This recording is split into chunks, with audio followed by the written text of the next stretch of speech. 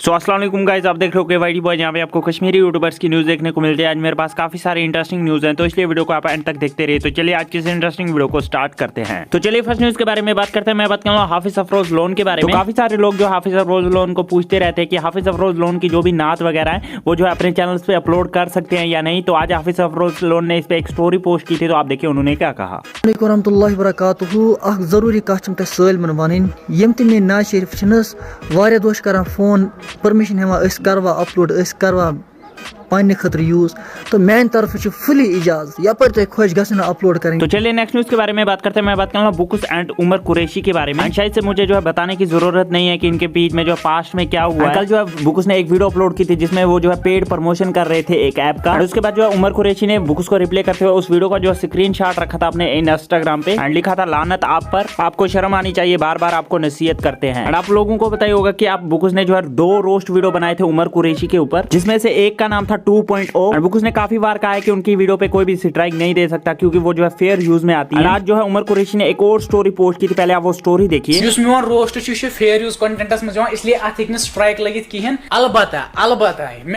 रुको जरा सबर करो।